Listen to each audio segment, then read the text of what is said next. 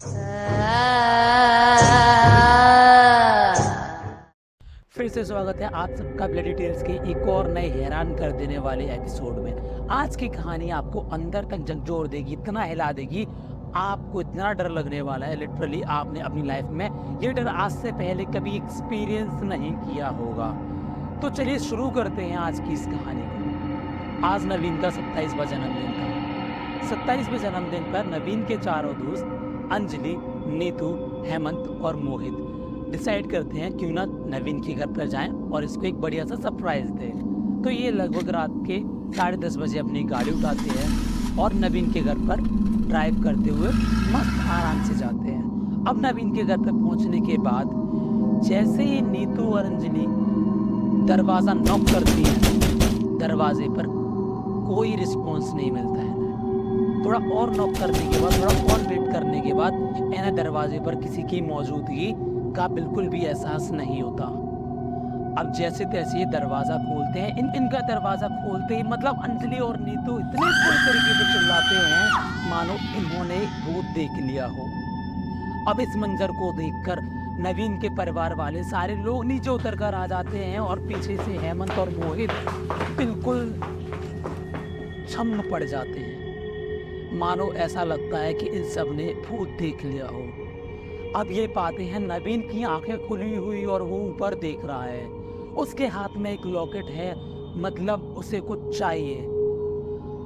ये इस हालत में नवीन को देखकर बहुत ज़्यादा सिटपिटा जाते हैं, घबरा जाते हैं, मतलब कि मानो इनने कोई भूत देख लिया हो। अब लिटरली यहाँ फटाफट से बिना देरी किए डॉक्टर को बुलाया जाता है और डॉक्टर के परामर्श के बाद नवीन को मृत घोषित कर दिया जाता है, मतलब नवीन मर चुका था। अचानक से ये मृत्यु होना नवीन के घर परिवार के लिए एक सदमे से कम नहीं था।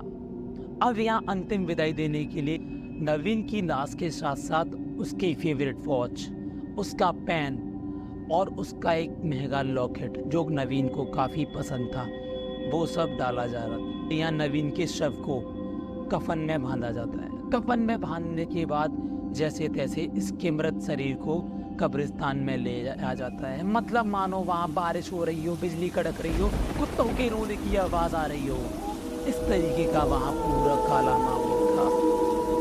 अब ये सारा सामान डालने के बाद इतने में कब्र पर पत्थर डालने वाले दीपक की नज़र उस महंगे लॉकेट पर गई। मन ही मन मानो सोच रहा था कितने का बिकेगा ये। मतलब उसके अंदर एक लालच आ चुका था उस लॉकेट को लेकर। अब जैसे ही ये अंतिम संस्कार समाप्त हुआ, सब लोग जाने लगे। अब दीपक आधी रात को दबे पांव, मतलब मानो धीमे धीमे धीमे धीमे उस कब्र के पास पहुंच गया। रात के कम से कम 3 साढ़े 3 बज रहे थे। बड़ी बारिश, बिजली कड़क रही थी, तेज हवाएं चल रही थी। दीपक फावड़ा लेके आया और पहला ही फावड़ा गीली मिट्टी पे जैसे उसने मारा, सारी हवाएं बंद। अचानक से बारिश की आवाजें बंद, मतलब मौसम में एकदम खामोशी छा गई हो, एकदम मायूसी छा गई हो। ऐसा कुछ मंजर था। अब वहां बिल्कुल भी आवाज नहीं थी किसी भी चीज की, मतलब किसी भी चीज की। अब वहां उसने दूसरा फावड़ा मारा, मतलब वही पास की झाड़ियों में से पत्तों के सनसनाहट की आवाज आने लगी।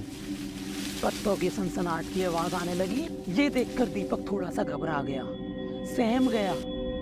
तो लालच में इतना डूब चुका था उस लॉकेट के, उसे वो लॉकेट किसी भी कीमत पे चाहिए था।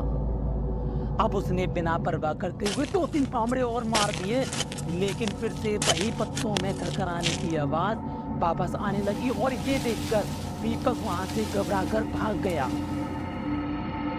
अब थोड़ा और इंतजार करने के बाद सुबह की पहली किरण के साथ साथ वो वहां पहुंचा नवीन की कब्र के पास। अब नवीन की कब्र के पास उसने धीमे धीमे धीमे धीमे उसकी कब्र खोद दी और कब्र खोदने के बाद सारी कीलें कब्र पे से निकाल दी।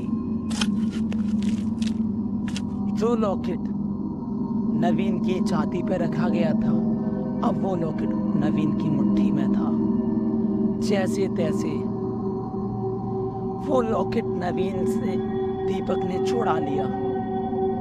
अब वही दूसरी तरफ झाड़ियों में एक कुत्ता जो नवीन की कब्र की तरफ घूम रहा था।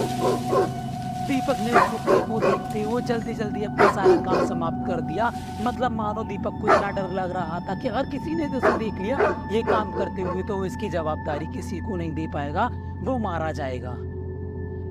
अब दीपक उस लॉकेट को आराम से घर पर ले आया। अब वो लॉकेट घर पर ले जाके रख दिया और कई दिनों तक उस लॉकेट को छुआ नहीं। अब एक दिन दीपक रात को गहरी नींद में सो रहा था। अब वहीं दीपक की लगभग रात को 3:30 बजे के आसपास मोबाइल की घंटी से नींद खुली। मानो वो फेसबुक के या इंस्टा के नोटिफिकेशंस की घंटी थी। दीपक को फेसबुक चलाना बहुत पसंद था। उसने हाल ही में एक फोटो अपलोड की थी जिस पे काफी सारे लाइक्स और कमेंट्स आ रहे थे। अब उसने वो कमेंट्स स्क्रॉल किए, एक से एक कमेंट्स देखते गया लोगों के। अब जैसे वो कमेंट्स को स्क्रॉल कर रहा था धीमे धीमे वहां उसे एक कमेंट मिला और वो कमेंट भी प्रॉपर ब्लैंक प्रोफाइल का। मतलब उस प्रोफाइल में किसी का फोटो नहीं, एकदम ब्लैंक प्रोफाइल। और जो कमेंट था वो कमेंट था, जो तुमने मेरा लॉकेट दिया है मुझे वो दे दो वापस।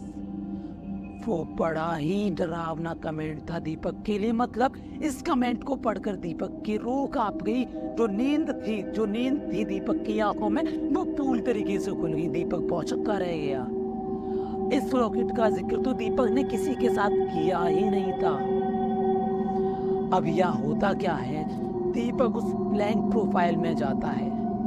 अब जैसे वो उस ब्लैंक प्रोफाइल को क्लिक करता है, उस प्रोफाइल के अंदर जाकर देखता है तो उस प्रोफाइल में पाता है उसकी प्रोफाइल की टाइमलाइन पर वही नवीन का फोटो था और उस फोटो के नीचे लिख रहा था रेस्ट इन पीस। मतलब वो ब्लैंक प्रोफाइल नवीन की थी और वहाँ लोगों ने कमेंट किए हुए थे नवीन के लिए, नवीन की आत्मा को शांति दे।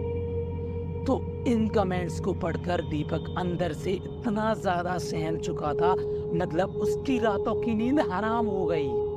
अब यहाँ जैसे तैसे दीपक सोने की कोशिश करता है लेकिन वो सो नहीं पाता। उसके कानों में अजीब सी तरीके की आवाज को ये आवाज सुनकर दीपक बहुत ज्यादा सहम जाता है। मतलब मानो वो आवाज किसी अजीब आदमी की हो। वो आवाज मतलब दीपक को सोने नहीं दे रही हो। अंदर तक दीपक को इस आवाज ने इतना हिला दिया, मतलब दीपक की अब बिल्कुल नींद उड़ चुकी थी। दीपक ने अपने कानों को बंद करने के लिए दोनों तकिए अपने कानों पर ढंग से चिपका लिए, लेकिन फिर भी वो आवाज दीपक की रूह को अंदर तक झकझोर दे रही थी। लेकिन यहाँ दीपक बिल्कुल पागलों की तरह अपने कानों को बंद कर रहा था, लेकिन वो जो आवाज थी वो इसका पीछा छोड़ ही नहीं रही थी।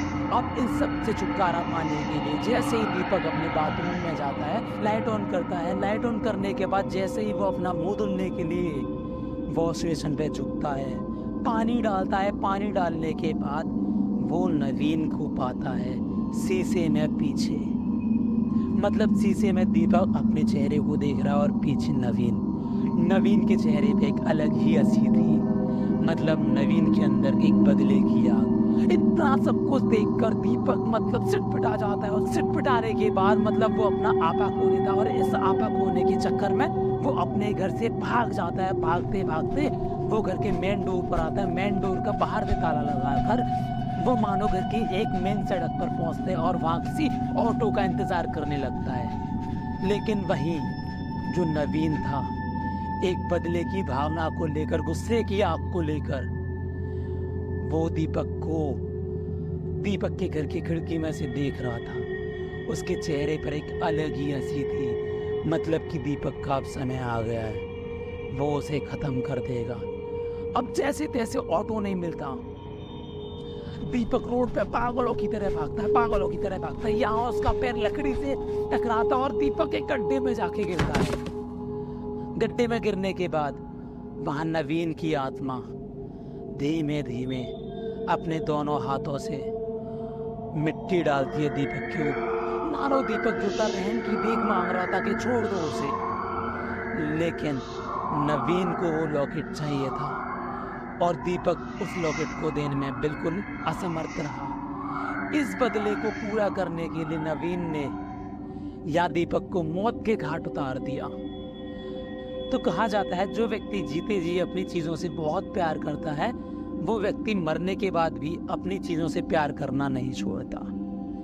ये कहानी मुझे लिख भेजी थी हमारे एक रवि भाई, जो हिमाचल प्रदेश में रहते हैं। अगर आप लोगों के पास भी इस तरीके की काफ़ी इंटरेस्टिंग स्टोरीज हों तो मुझे लिख भेजो, मेरी इनसाइड डिस्क्रिप्शन बॉक्स में है, मैं वो स्टोरी शेयर करूँगा आप लोगों के बीच में। तो गाइस, वीडियो ज़रा सा भी पसंद आया हो तो give it a thumbs up, do not forget to subscribe my channel.